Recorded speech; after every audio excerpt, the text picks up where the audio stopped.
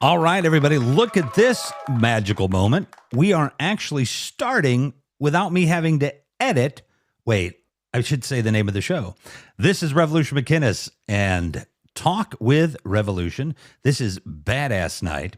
But hey, I don't have to edit the front of the show because everything is going real well. And that's in part because we have a professional, more professional than me probably, that is going to join us here tonight. And that is an amazing woman that actually lives in the same town that I do, which is really cool because that is a rare thing that happens around here. And without further ado, I am going to push the invite to video, and I definitely want to start out with an apology because, and you should be able to have video now if you want to come up and say, hopefully you can hear me. Hi. I pronounce your first name for you because I never really asked. Oh no, it's Keia. It is Keia? Okay. I thought it was, but I wanted to be sure. So first thing I want to apologize to Keia and say I have not been very attentive as a producer to getting you all the information and stuff. So I appreciate that you got here tonight and did it because we've had the water's been out, it froze, and then the downstairs neighbor's pipe burst and they had the water on and off all day. And then I had a horrible pizza sauce incident with gunk when I opened it up and had to run to the grocery store. So I wasn't able to, give you all the stuff until the very end, but here you are. So this is awesome. What a pleasure it is to meet you. Hey, you too. Yeah, the whole weather thing has been pretty rough. So I'm glad everybody's making it through and doing well, but definitely sorry about the frozen pipes because that's happened a lot to everybody I've known. So yeah, ours froze up for the whole weekend last weekend, and I had the water running and everything, but at a certain point, it's just going to freeze. Yeah. There's not anything you can do about it. And it thawed out. I don't even know what today is because my son's home on a vacation. Oh, it's Wednesday. It's got to be Wednesday because I'm doing this show. But it must have thawed out on Monday. Oh, wow. And so we were very happy about that. Are you back home or are you still out west? No, I am back home for. I think I am going to stay through the entire winter break here. I think. Ooh. I was thinking about going out to LA to do some training, but I think maybe I should hold off on it and just stay here and train instead because I've been traveling so much. So yeah. Very cool. Well, I would put in a little vote for LA because the weather will be better. Yeah, but it's going to cost you to live out there, I'm sure, with all those things, right? Yeah, so yeah. And I think with the travel and everything being canceled constantly, like I would just rather not deal with that. Right. How often do you get out there to work? For LA to work? You know what? I don't think I've ever worked in LA, to be honest with you. I think I've only worked here in Atlanta, New Mexico, and on the East Coast, New Jersey, Philadelphia. So. Oh, well, there you go. That's pretty cool. Yeah, of course, Atlanta. I have a lot of friends that are in the business in Atlanta. Yeah. And are you originally from Chicago? I am. I'm born and raised here. So. What neighborhood? I was born in Bronzeville. I guess that's what they're calling it now. And I grew up the South Side, but then we moved to Naperville for my brothers to finish school, and then now I'm back here. So yeah. Oh, nice. I'm up in Andersonville, so I'm north. Okay. I think that. Yeah, I wanted to live in Hyde Park like everybody else. Yeah. But it's expensive and the university makes it so it's almost impossible to get there. They don't want people coming down there. So there's like one bus, you know what I mean? Yeah. And it doesn't even run after midnight or whatever. It's terrible to get down there with public transportation. So until Uber, I wouldn't have even have thought of moving down there. But, it's not where I live. This is crazy expensive too. But it's the whole city is. Up with New York. Yeah. It's all, like I couldn't live in any smaller city, so I'm just gonna have to pay what I have to pay. Yeah. But and the suburbs, I would just wilt and die like a flower in the fall. Yes. Yes, I tried Schoenberg for a year, and I was like, I can't do it. It's too quiet. Yeah. I'm an introvert, but I still like the buzz of the city and being able to leave and then come back. So yeah, it's the life that's out there, and even because I'm really an introverted extrovert, that's Yeah. part of this that I can do is just a defense mechanism, right? But the hold on, I didn't mean to invite to join. I meant to put this out to everybody to know that the show is on. There we go. And yeah, I spent time my formative years in New York, Mm. and we lived in the burbs, but I was in the city like every weekend because I had different friends that had like a grandmother had a place. She'd been dead for years, but they had a place they kept on the upper like east side, and then another friend whose dad worked in had a hair salon in the village, so I was always in there. Yeah. But I got the city just in me, and I don't like telling anybody, but I was born in Indiana. Yikes! Don't tell Oh, anybody I wow. said that. Yeah. Uh, but I was so excited. I think I must have. I don't know how I found you. Maybe through Twitter. I I don't think know. so. I think that's what happened. I think there's like a positivity room There you where it go. was like something that they were just starting, and I was like, "Oh, what's this?" And I think I clicked on it, and then yeah, the rest is history.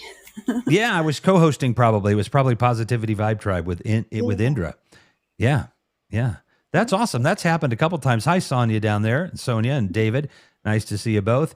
And so I saw, first of all, an incredibly beautiful and definitely reading your tweets, smart, intelligent person, and a badass because you're a So funny. stunt woman and you're a writer. And I think it's more brave to be a writer probably than a stunt woman Oh, in some ways. right. But, It's but such a scary process.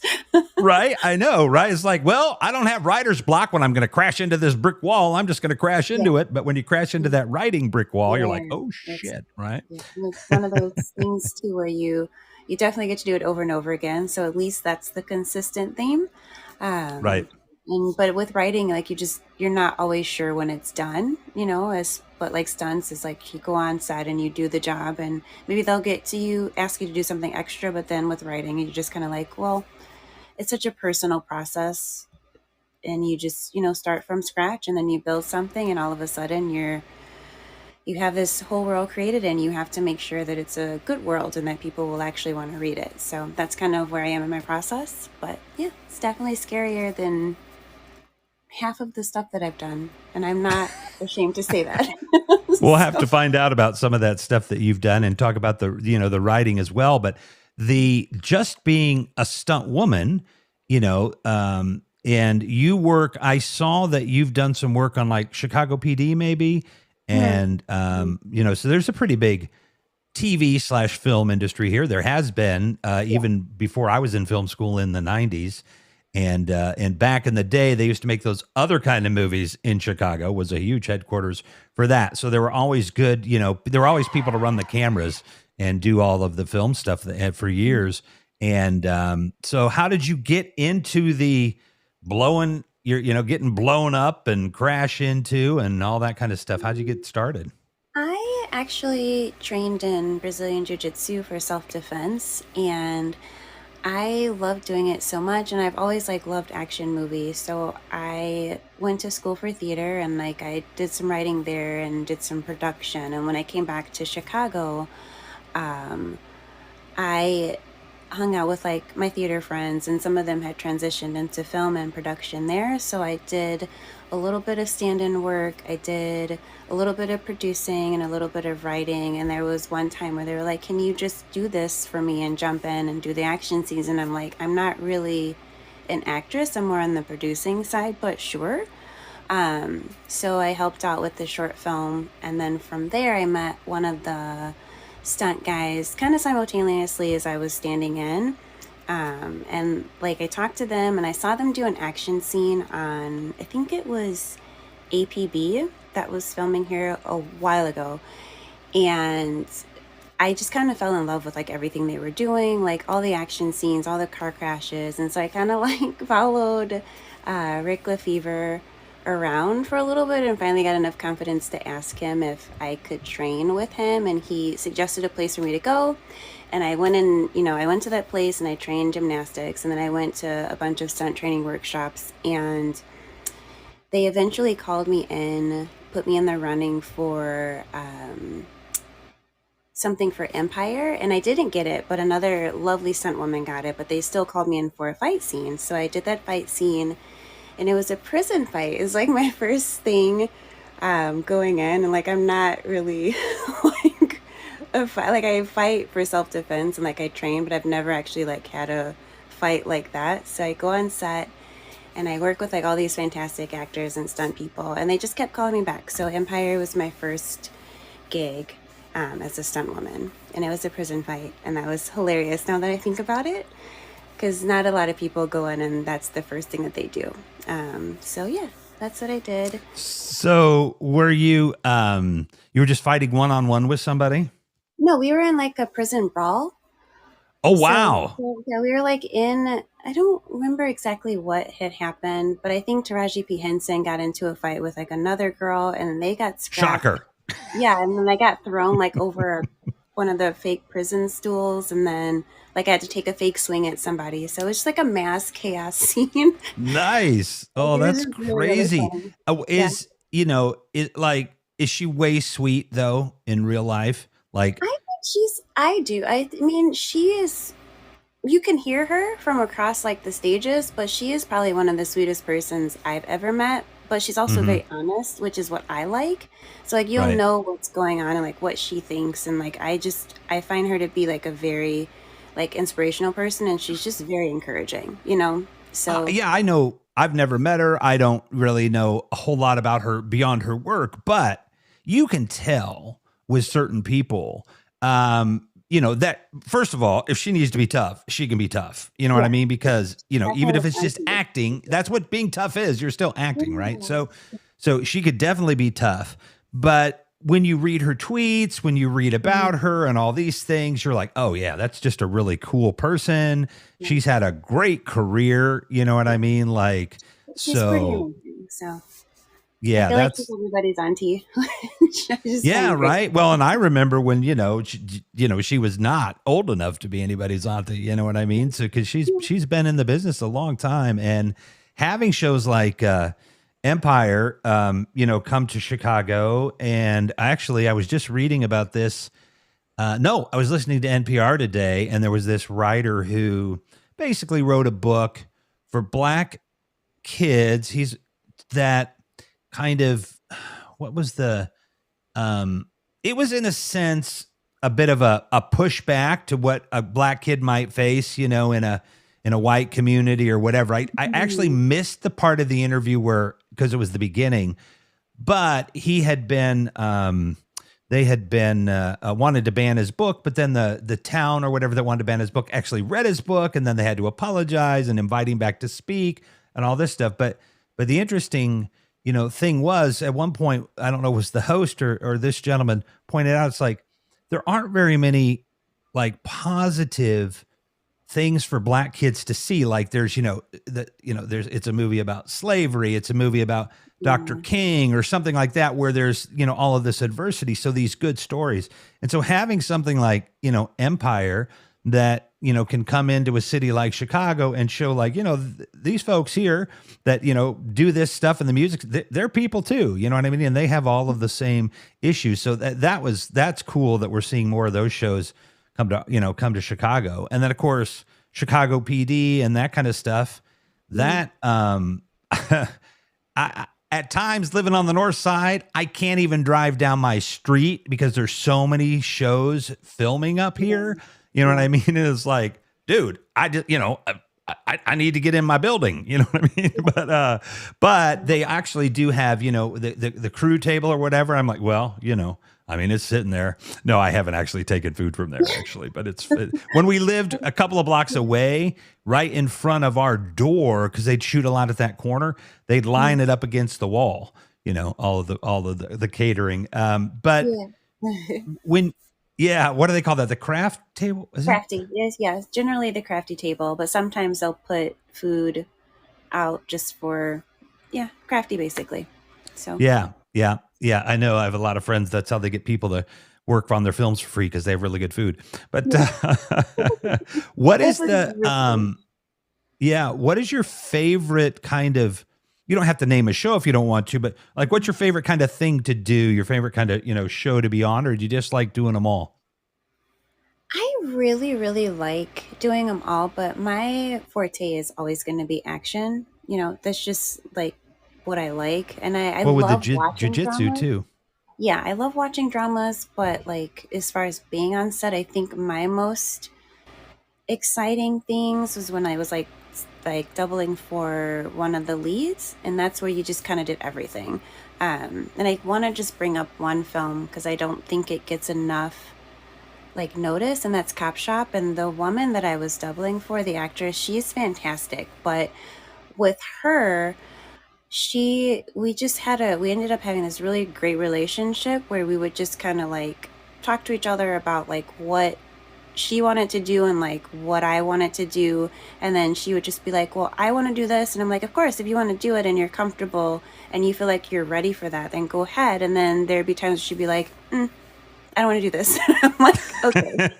So You can do I it. would like, yeah, I would just jump in like wherever she needed me to jump in. And like, I still talk to her to this day because she's fantastic. So that relationship was really important, but also getting to like jump off of like a second floor balcony and like land like on a shelf and then like bounce off a desk and then like go back in and like have fire like blown at you and like flip backwards and like work through all of this stuff in fog and in rain or like fake rain, not real rain. Like that was pretty fantastic. So I feel like Cop Shop was one of my favorites. And we also filmed that like right before everything shut down for the pandemic, but that was a lot of fun. And then my very first feature, which was an independent film, we did down in Southern Illinois by Southern Illinois University. So like that was super fun because we actually filmed like in a zipline facility and I got to fall backwards off of a cliff. So that was like really, Ooh, really scary because I don't like doing anything backwards because you can't really see. But I had right. like I was with I feel like some of my favorite people, like I see them on set in Chicago and like I can never see them enough. So that was like a really good experience as well because we're in the middle of like this forest, and it's a little creepy to be honest, but it was still fun. And it was one of the hottest days of the year, so we did the stunt and they built everything, and then we had to carry everything back up this like really long, tall hill afterwards. But it was still one of my favorite projects just because of the people. So, You definitely, I think, I did my little first TV commercial when I was 4. I went to film school. I always worked in industrial films or regional or cable commercials and stuff like that. But I mean, I've got a lot of experience in that. And sometimes I say this all the time, the crew for the cable commercial was I was the writer, the producer, the director, the videographer, the editor, and had to run it in the car when the beta tape was edited to the wow. to the place. However, sometimes I'd have a big crew if the budget was better. Mhm. But the thing about filmmaking is, it is a craft, and the camaraderie when it's working on a set, and there's a lot that can determine that. Sometimes it's not going so well, but when it all works, other than being on stage, and I'm not an actor. God, I'm a horrible actor. However, I'm a good public speaker. Mhm. So, being on stage, in front of, 5,000 people, man, that energy is just insane, so you can feel it. It's palpable. But that same thing, when a movie's grooving and everybody just loves each other, the work's going, there's not a better job on the planet than that, because the folks become family. Yeah. Yep. Yeah, that That's pretty much those are my best experiences. They've all ended up like that, but those are probably the smoothest ones. So, yeah, and it's funny too doing this, and I do this on a political network too, and I've been doing this for a couple of years. I got real lucky on a platform called Haps and got a few million views and stuff like that. The uh I think views and listens and likes would be over a few, we'd be a few million, but Haps, I think I got close to a million right there. But anyway, that launched me tiny, I mean, I went mhm. from a nobody to a slightly less than nobody. I'm not opening my fingers. I'm just letting go a little of the tension. But however, but doing this, it's also been really fun because I've met a lot of people, and a lot of people I like to do film industry, TV, music, because those are the things I like. Mhm. And I used to work in the sound reinforcement business. So I've met, well, like you two, I didn't meet him, but I was like 10 feet from him, which was, about as close as you could get back in the day. So that was fun. And we did a bunch of work on stage for them. But, Nice. I've met all kinds of people, all kinds of actors, and even prior to doing this, just in and out of life. But I really like, and we've got a good theater scene here in Chicago too. And I just really like actors, producers, directors, and stuff like that because I worked in that industry. But when you were coming up and growing up and going to high school and all these different things, what did you have? This would not even have been in your head. Kind of what would did you want to do some writing? What kind of things did you want to do? I mean, I always wanted to work in either theater or film and like do more producing. Like that was originally like my goal as just a person. I just wanted to write stories because that's basically like how my whole family is, so they're storytellers and musicians and singers and all that good stuff. So it had to be theater.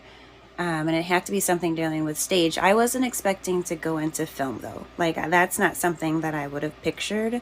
And I think when my senior year, one of my professors, who's fantastic, and he talked me into taking a Shakespeare class, which I have a love-hate relationship with now. But he was the one that said, everything you've done, you've worked so hard. He was like, but I think that your forte will be film just because of what you communicate with your face and your eyes and how you move across the stage. And I was just like, all right. I think I ignored him for like 4 years like after he said that. But as I'm doing more stunts and realizing how performance comes into that, like I feel like he was right. um and but before that, no, I had no idea. I just know I liked storytelling. I know I love books. I know I love reading. I know I love seeing a person's words be put onto stage. So I mean, film is kind of the same thing. It's just a different venue. You're basically a steward of the story, if that makes any sense. Mm-hmm. Mm-hmm. What is the the stunt that you did where you're like, maybe when you were done or something, you're like, oh shit, what did I mean, it worked out obviously, but like, what was the craziest or scariest or, thing that you've done? Mm, let's see. I feel like the two scariest things was definitely when we were at Southern Illinois when I fell backwards off of the cliff because I was like, I know that we're on a cliff, and I realize that there is a tree there, and I know that if I don't fall the way that I've trained, like there could be a serious injury. And also, what I'm falling onto from up here at the top of this cliff looks very small. So, and I have to do it backwards, and I have to land, and I have to make sure that um, I'm doing it the way the actress would do it. So I think that was Mm. probably the Mm-hmm. scariest thing. But then the second scariest was jumping off of the second floor and having to like land on, those old metal filing cabinets and then like Yeah. bounce off of those and hit the desk and then hit my mark on the floor. And I was just like, Wow. and at first they were like, you need to jump and land. And I was like, oh, okay.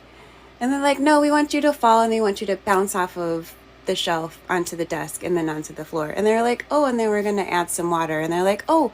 And then the guy came from the set deck and was like, Flames. oh, we're going to throw this like fake debris at you. So don't worry. And I was like, okay. It'll be Um, fine. I'm yeah. good. Yeah, it'll So be I fine. think, yeah, those are it's not necessarily scary, but it was definitely like, okay, they're adding in some things that I didn't think through when I was reading the script and figuring out like what my boss is expecting. And then, having two different cameras come in from two separate angles and trying to like get Mm-hmm. everything to read. So I think those are probably the most taxing things.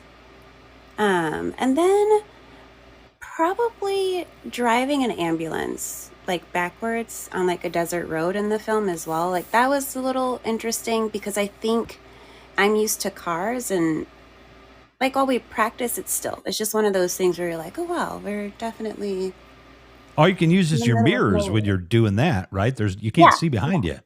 yeah, Yeah. exactly. So, and I mean, we were trained for that. We took all the driving classes, at our stunt training at Willow Springs. But it's just getting on there and like having a Ukraine arm, whatever they're calling it now, having that follow you, and then having to really work with the cameras. I think that's when things start to kind of settle in, and you're like, oh, like I've trained for this, but now the cameras are added, and now there's this extra pressure to get the shot, and now, you want your boss to be happy, so you got to make sure you do all of these things right, and then kind of let go of the training that you've had. So I think that those are kind of the top three. Well, Um, well, I want to talk about those a little bit. Thank you, Alexandra, down there for joining us. Just Kia, so you know, I'll be able to give you a copy of this. So if there's anything you want to use, you can use it. And we'll get this out on a lot of replays that'll get out there. On Fireside, we don't have like a lot of live views with the nature of it. So it's nice to see you down there, Alexandra. Thanks for coming by.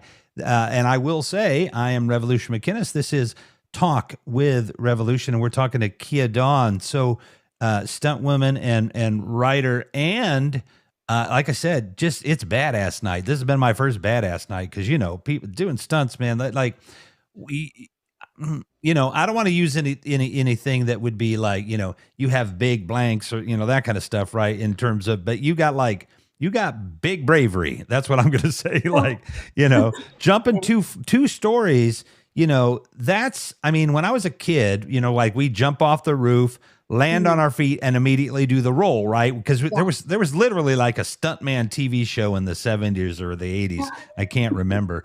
But you could see how they did it, right? You know what I mean, a little bit. So we would imitate it. And that was still just technically one floor. And that scared the crap out of us, but we did it. And so to go down, from the second floor and then hitting filing cabinets, then hitting the desk, and then having to hit a mark, that's nuts. Like, no, I'm going to land where my keister lands, people. You want me to hit that little blue freaking X right there? So that had to be pretty wild. Yeah. Yeah. And I feel like that's probably the scariest part, I think, is just making sure you hit the marks and not the really expensive cameras. I like that. Yeah, no, the flamethrower, the driving back. I was just worried about the camera and making sure the shot is right. That's what's scary. I like that. That's really neat. I mean, it shows you really, really care. Do you like watching your stuff that you do? Not really. However, I do need to support it, so I definitely will watch it, and I'll pick apart the little things where I'm like, oh, well, right. I could have done this a little bit different. But I mean, if the director's happy and they're celebrating, like that's what's really important. So I can nitpick as much as I want to, but the chances of me doing that stunt again is probably never going to happen, So once you've seen it in a movie, I'm pretty sure nobody's like recreating it. So. Right. The when you're doing that kind of work, do you tend to kind of they have something in mind, and then there's like a stunt coordinator, and then you work with them just so I like to let people kind of know how these things work. So there's somebody that's kind of like probably been talking to the producer or whatever, like, no, we can't do that, but we can do this. And well, no, we don't want to actually light her on fire, but you know what I mean? But we can make it look like we do. No, hopefully I'll do a fire burn, because that's kind of like one of my goals. But yeah, there's definitely a stunt coordinator. So that's how I get hired. There's a few in Chicago, and basically if there's an actress, they'll get the script and they'll go through it. And if there's an actress that I kind of look like, and I match enough, then they'll ask me if I'm available. And since I've been training with them, it's a lot easier to do, to just get called in here. Sure. But they'll call me About in. Networking too, available. Right? Yeah. And definitely training with them is helpful, because when we go to our training sessions, eventually the coordinators come in and they'll just like watch to see like where our skill level is, or somebody will refer us basically. But they go and they they talk with the directors and producers about the script and like the budget and everything, and then they call in the team, and then the team either, if they know that we can do the stunt and they've seen us do it a million times, like we can just come in and do a quick rehearsal. But a lot of times, if it's a bigger thing, they'll have us do like a previs. So before we go on set, Oh, we'll sure. do like, it's basically like a pre-rehearsal, and then they'll take that to the directors, and the directors will be like, oh yeah, we really like that. Well, can you add this or can you change this? So for the 4400, we did a lot of previses, which were super fun. And we would just set everything up at our coordinator's house, and then we would record, and they would send that back to the director, and then the director would okay it. And either the actor or actress would be like, oh, I want to do that, and then I would just go in on the day and like be supportive and help them do it, or the actor would decide that they didn't want to do it, and then I would end up doing it, and that's fine because that's my job. That's what I'm there for. But that's kind of how that works. But either way, you're more than likely getting hired, doing the previs, going to set. In between that, now that we have COVID tests, do your COVID tests, do your hair and makeup, and then you get to set, and then everything you've done there probably changed at the last minute.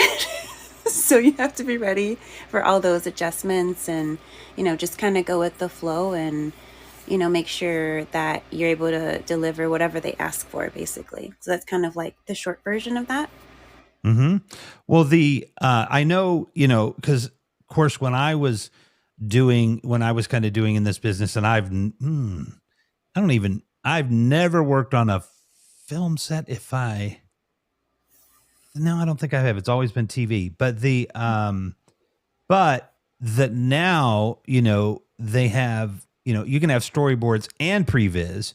And so the pre-visualization is, if anybody out there is not sure what we're talking about there, the pre-visualization can really get more sophisticated than the storyboards, because they can do, when they do them with computers, they can do angles and camera placement and all these things. And then you're adding in what these, are going to look like, not on set per se, but you're putting them together.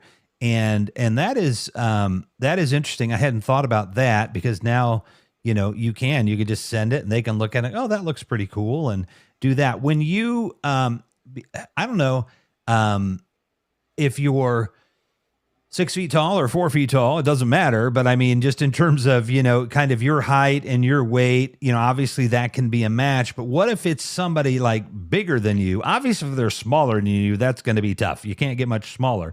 But do you ever have to kind of like bulk up with clothes and stuff like that? Or there were a couple of times where I doubled.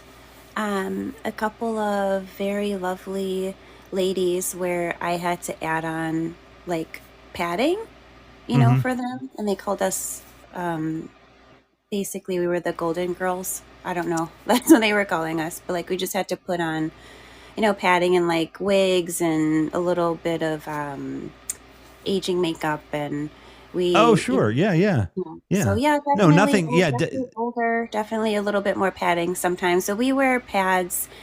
Oh God, you'd have to wear like, you'd have to wear like a Titanic full of padding if you had to do a stunt for me. So. Oh no. Yeah, they were. I feel like, yeah, most of the time they're gonna try to find somebody who is as close to your size as Close to possible. fit. Right. Yeah, Right. but sometimes, like, you just have that skill, and that's the skill that they need. So they're gonna do whatever they need to do to get you to match the actor or actress. Yeah, and I said that because I like watching movies, and I'm sure now, my gosh, we did this before there was even, YouTube and all that. But I love watching movies where it's like, oh, that's clearly a stunt person. You know what I mean? Like, oh, they didn't get it quite covered because that does not look like, Bruce Willis's face at that point or whatever. You know what I mean? It's like, well, who's that guy? But those are fun. But they're so much better at it now, and they can actually now with VFX and stuff. If they need to correct something like that, if there's the budget for it or the need, there's so much that they can do. Have you done anything with green screens or any of the new stuff like that? Or are you pretty much on live sets? I mean, every now and again, they'll put me in a car and do the green screen, but you can tell So basically, like, they just try to do Right. everything live. But yeah, there's a little bit of green screen, but not too much. I haven't done it. I know a couple of friends who do the mocap, which is where they have you come in and then they'll do the Motion capture where they have all animation. the Yeah. balls, tennis balls on you. Yeah, yes. A lot Yeah. of my friends do that, but I haven't done any of that quite yet. But definitely some green screen stuff. Definitely some testing that involve the screen and then a little bit of altering or VFX, but not too much. Yeah. I mean, you know, this is me complaining again, though I love Fireside. It's my home. But, you know, I can't use my, anyway, I have my green screen, my green paint, in fact, green Okay. screen paint, but I can't use it on this platform because it doesn't recognize the camera. When Okay. you, so when you were in school, like when I was in film school, there were definitely people in theater that were also they were in, you know, do the combat training. I can't remember what they called it. But something like Yeah, that, stage you know. combat. Yeah, stage combat. Yeah. Yeah. Yeah. And they would do it for theater or for film or whatever. So they had to start. But there's no like, you know, stuntman school or a stunt woman school. Is there or There are a couple now that I've heard about. There's one in Seattle, and then there's definitely one in, I think are they in Brazil? There's a school in Brazil that just are, they're amazing. Like, I watch their videos and I'm like in awe. So I know there's at least two, but there's definitely small. There's like also a couple of things. There's one in Atlanta now called ATL Stunts. They have a really good program for beginners, so they just started. And then there's Jam. There's one in Atlanta now, and there's one in LA. That's a gym that has more like free running and tricking, but they've also added in some stunt workshops. So those are kind of like the schools that you can go to, but it definitely is helpful to have a background in like dance or martial arts or gymnastics or all three of those if possible. But that's always helpful before you even go to the school. But yeah. I had muted myself. Hang on 1 second, folks. We're going to be real professional as I yell out to the family to not be so loud. That's, you know, this fancy studio that we have here. But you're in Chicago, so one of these days, after you get, you know, your do they have Academy Awards for stunt people? They must. The and Emmys. But one of these days, I'm always hoping to have a, you know, a thing where we can do it live, you know, person to person, and because when I think of this show, that's always the way that I kind of think about it. But I guess I'm going to have to wait.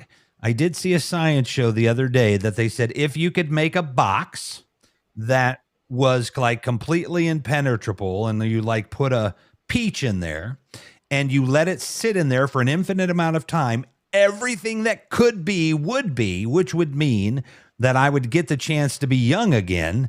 And I would go, oh, I got to find that Keia Dawn woman, you know, and, you know, get myself some stuntman jobs because that would be fun. Because I jumped off a lot of roofs and out of a lot of trees, you know, thinking about that. But of course, I never thought, you know, beyond that, because when I went to film school, of course, it's like almost everybody that goes to film school wants to be a director, right? I mean, that's, you know, that's the limelight that you want. But and I was lucky; I did get to do a lot of fun directing anyway, and I did some like the 3 camera TV. I'm in the truck directing shoots; those were fun. Those were Yeah. really fun because those were pretty big and involved.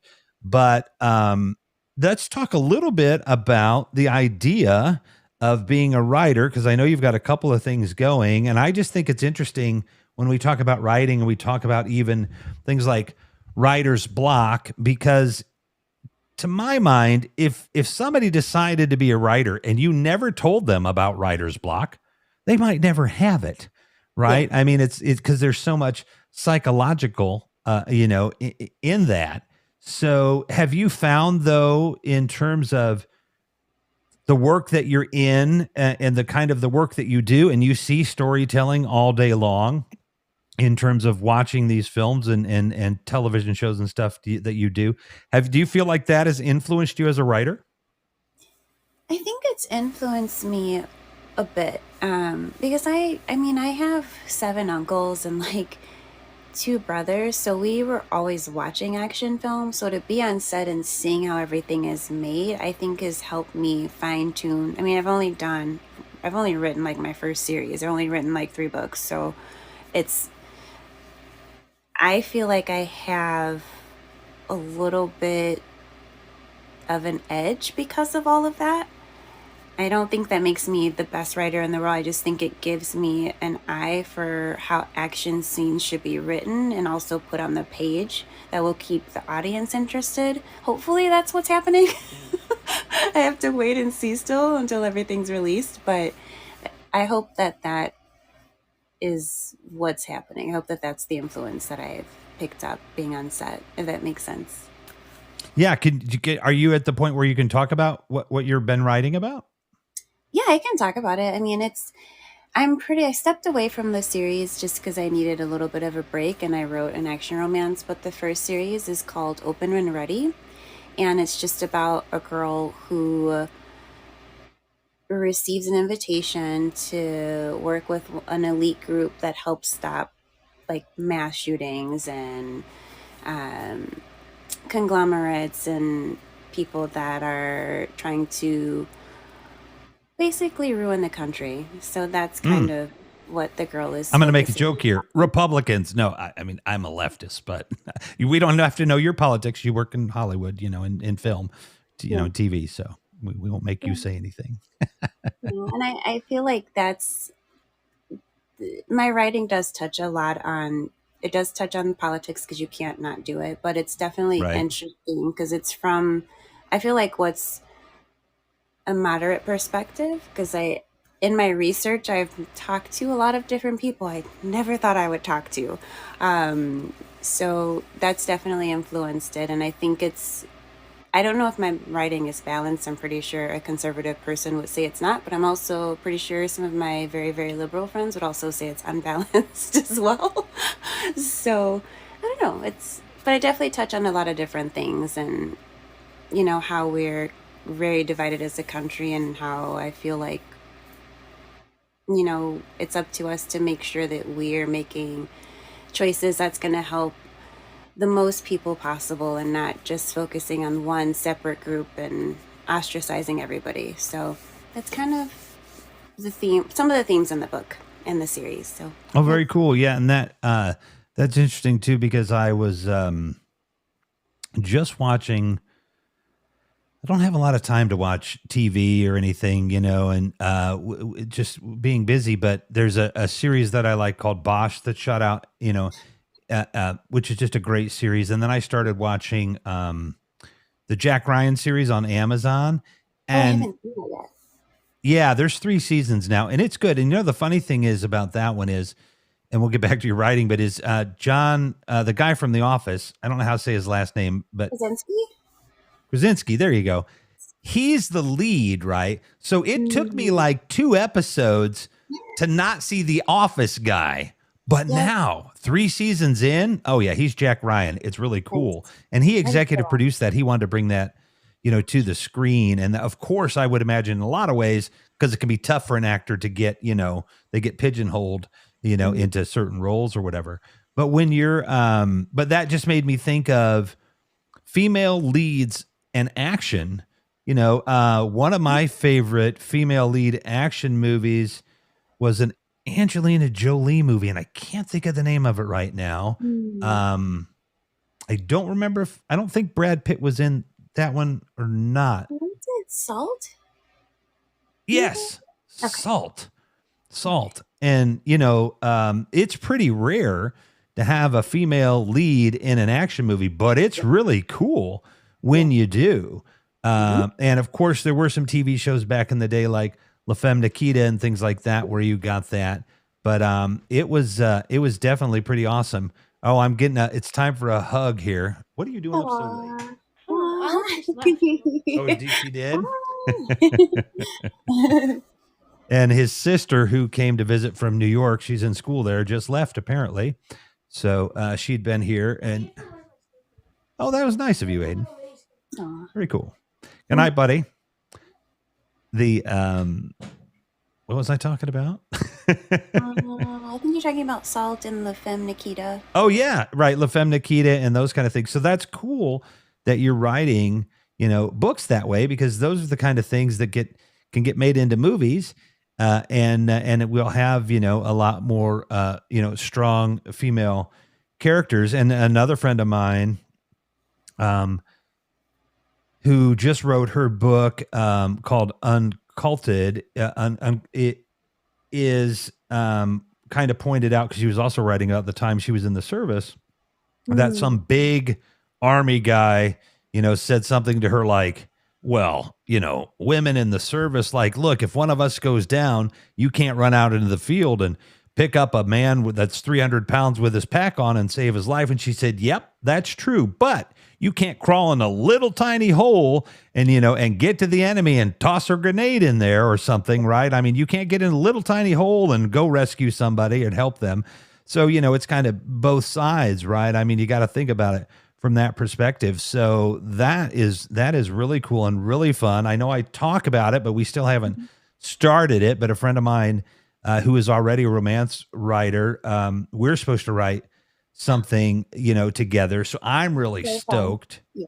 Yeah. And it's going to be like a cyberpunk. I have another friend who's written a cyberpunk romance novel. So it'll be probably something like a sci-fi romance novel or something because I'm interested in that. Yeah. Yeah. And then my one of my partners and I, we have a well, actually, I would no. Let's talk about this. So my partner and then another friend of mine have a website where it's called New Horizons Love, and it's about open relationships, polyamory, these kind of things. And the thing is with that is I'm always trying to write. Because we just wrote some blog posts, and I'm going to get myself here because I was writing a piece about that, and I sent it to my partner B, and it was still kind of written in the male gaze kind of perspective, and then I went back and wrote something else, and I'm like, try to write it because I consider myself a feminist, right? But it's always trying to write that thing. So the reason I say all this is because it's nice, even Keia, to have women writing these stories because you get a different perspective. Nothing wrong, I guess in some ways with I'm not going to call any of these big time, action story writers out for God's sakes, but it is really cool because you can put a different spin and perspective, just like that hole. You can't run your character out into the middle of a field and drag a 300-pound guy out. That's just not going to be realistic. Yeah. But you can put women in situations where people are like, oh, yeah, okay. That makes sense. You know what I mean? Like it's not a bad thing to have a woman action hero. And that said, then hopefully, because poor Bruce Willis isn't in great health right now, but that's why he's on my mind. But hopefully you can do all the stunts in the remake of that, of that movie, Die Hard, and it could be a woman female lead, and she could be saying Keia yippee fucking A or whatever on that one. But what do you think? What do you kind of do? You obviously you can't be a stunt person forever. Your bones will eventually get brittle, like my brittle bones. But do you see yourself ever doing anything else, get back to producing or, obviously, working as a writer can be a pretty darn, ask Stephen King, be a pretty darn good full-time job, so. I think that as long as I'm storytelling, then I will be okay. Whether that's going to be executive producing, or it's going to be producing, whether it's going to be stepping in as like second unit director, or whether it's going to be coming in as fight choreographer, like however I am able to help and serve and like tell a really good, strong story, then that's where I'll be, So I don't know what that's going to look like, but I know it'll be with film, and it'll probably be some theater, and it'll definitely be with writing. So I think that that makes me very excited. Now that I'm answering your question. That is exciting. And I get excited when the people I meet here get excited. I've been very lucky, as I said early on there, and I want to say if David, Nana, or Alexandra want to, have a question or want to come up and say hi, just give me a clap or a wave or a backflip or something with all those emojis, and we'll bring you up here. Yeah, and jump off of two stories or whatever. Then we'll let you So come funny. up. But um, I think that storytelling thing is really cool. And I've been so lucky, as I was saying, that I have met so many interesting people and I have been able to kind of maintain a lot of the connections with people. And I've networked people together. That's actually my favorite thing to do, is to have somebody on the show and then another person on the show and then bring them together, or, somebody, behind the scenes or whatever I know. And like we said before, because so much of this business is hustle and Mm, networking.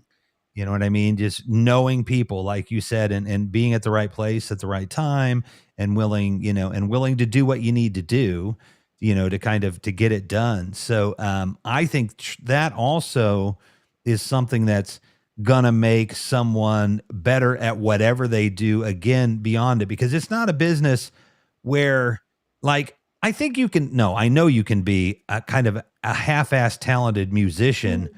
who hustles, and there's lots of ways to make a voice better and stuff, but you can't be half anything in the business that you're in, No. because they're gonna be like, nope, we No. got 16 other Yeah. people that will replace you in one, they're standing Yeah. outside waiting to get your job. So that makes you work pretty hard in it. What when you're writing, the what is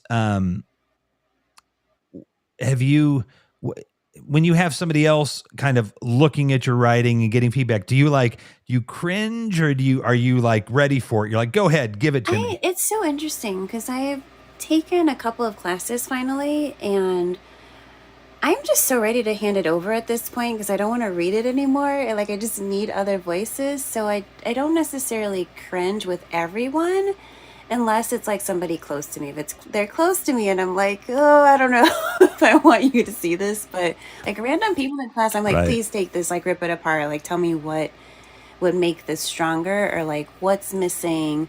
Um, like I would like to know, and I would like to know from people that Right. have written more than me, basically. It's okay when you're in a class and Right. you're trading with somebody who's at your level, but like I also want to know like what the experts think.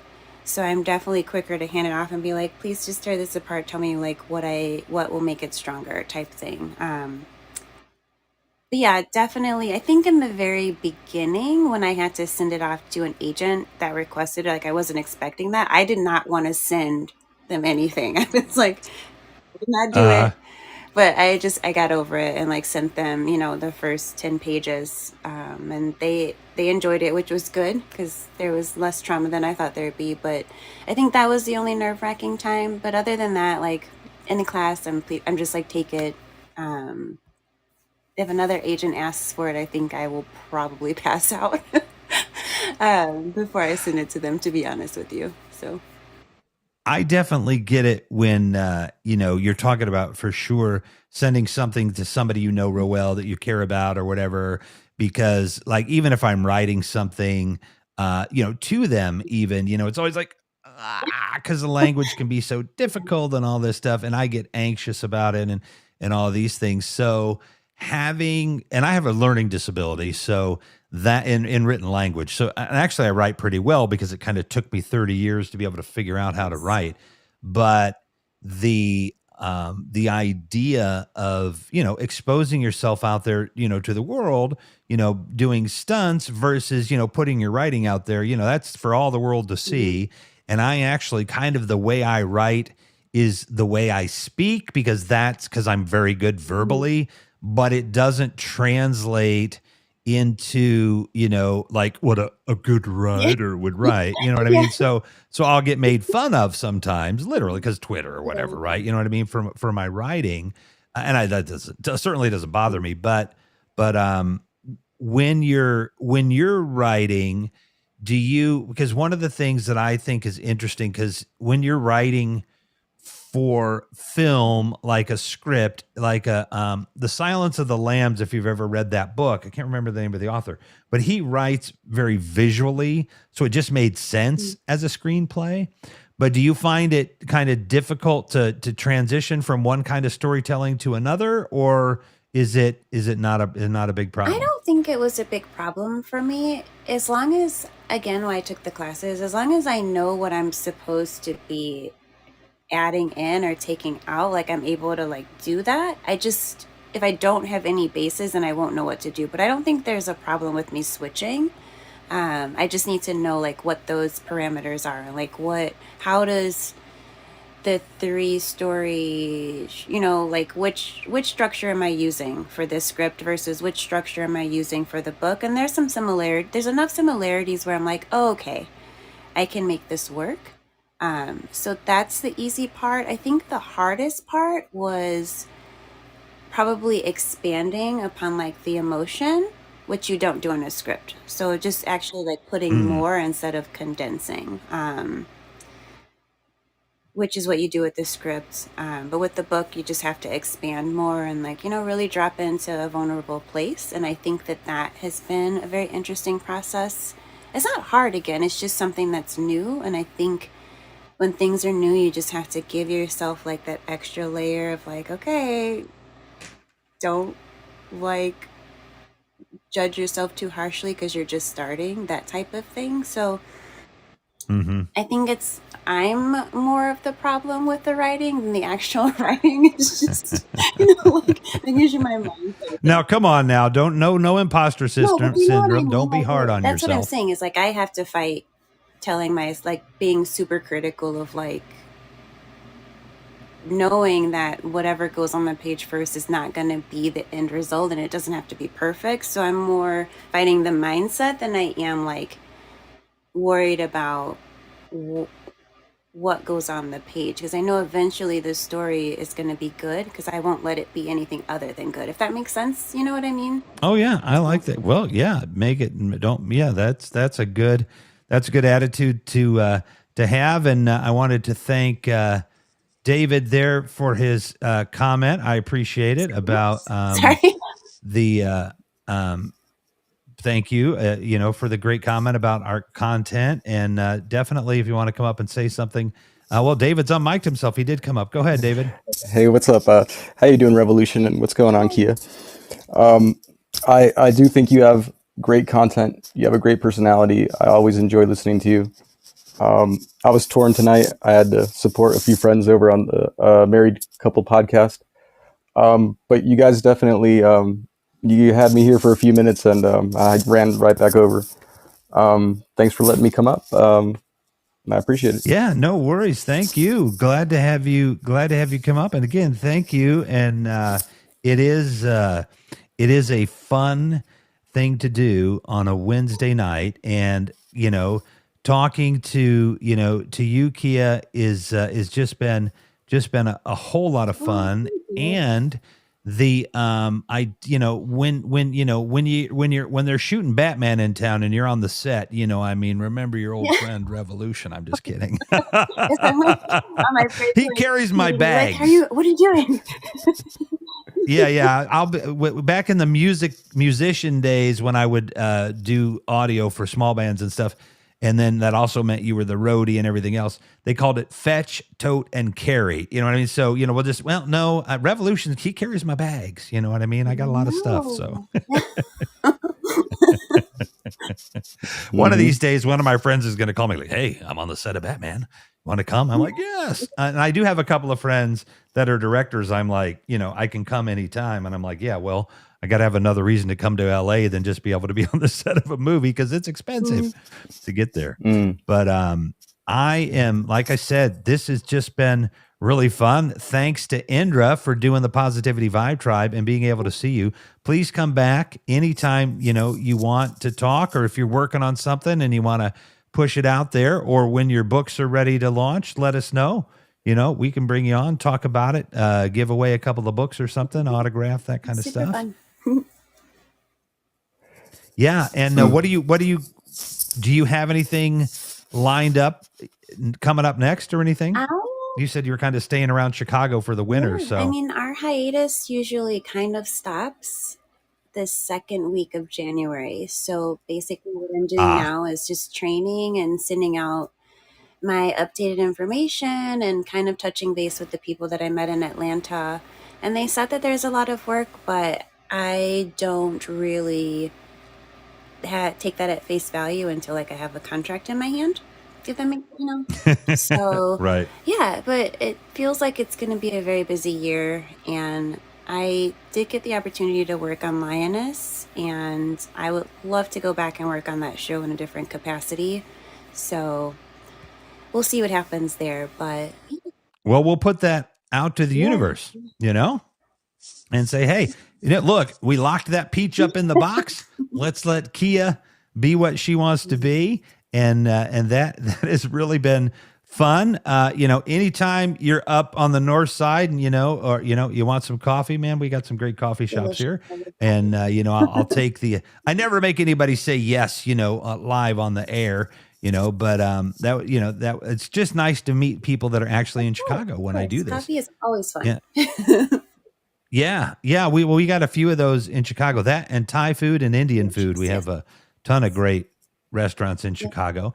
Great to meet a South Sider and have them on the show. I have a friend, and I won't mention her name, but she's been coming up, and she's out of Chicago, and she's come up pretty far and doing really well. And we keep trying to get her on the show, but it's like coordinating her schedule and everything. And of course, when we had Ashley on from Fear the Walking Dead, sometimes you can't come on the show if you're shooting, right? But if you're not, then you're kind of open to do some things. So it's kind of fun. So I appreciate that you were able to have time in your schedule to hang out with us. And, like I said, we'll definitely have you come back. This was really fun. And just to get the perspective of these two perspectives that we had, which is, writing action stories and, doing stunt work. I see Billy D's down there. Thanks, Billy. To see you. Great to see you. The interesting thing is, it wouldn't have been that long ago where the stunt man was playing the stunt woman. You know what I mean? Like before there were a lot of stunt women on set, right? That's so funny. And that's the fun part too. You look for those movies like, that guy doesn't look very feminine right there doing the stunt, funny right? Some of my bosses talking about that, and they're like, "We're so glad you're here."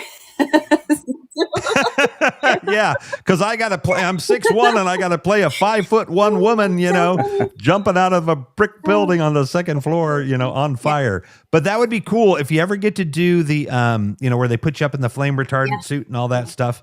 Definitely, obviously there would be footages of that, but that would be fun to know that you would do that. That would be pretty neat. And so we'll put it out to the universe in a safe manner, set my friend Keia on fire. Always. Oh, well, this has just been great. I appreciate you so much for joining us tonight. And I am Revolution McInnes. This has been Talk with Revolution and our first badass night, because we've got a badass writer and a badass filmmaker here. And I felt it was very appropriate to use that as our first badass night. If you know any badasses in Hollywood or in music, send them our way. And Keia Dawn, thank you so much. This has just been a joy and a lot of fun. Thank you so much for having me. I really appreciate it. Oh, you're very welcome. And if anybody out there, needs a stunt woman, we've got one right here. So, hit her up in the DMs, as they say, and offer her a bunch of money to do some stunts for you. And that was just a blast. I am Revolution McInnes. And with Keia Dawn, we have been on Talk with Revolution Wednesday nights, 9 p.m. By the way, look for me tomorrow night on So Far This Week in the Shy, or Chi, but I think we're going to go with Shy, where we're going to do more local oriented Chicago stuff, but still big city politics and things like that. And we have a show on Tuesday nights on Dig on America, and that is Breaking Barriers. And I will announce, I guess, publicly for the first time, we're going to do another So Far This Week program, but it'll be on Dig on America, and it's going to be kind of national and international politics. So I'm looking forward to that. and I will put it out there. I'm looking for a co-host that looks exactly not like me, not a middle-aged white guy. We do not need that for the co-host. So that is going to be a lot of fun. Keia, you have a great New Year's. 2023 is going to be amazing for you. I'm most certain of that. And it was an absolute pleasure. Thank you. Happy New Year to you as well. All right. Happy New Year.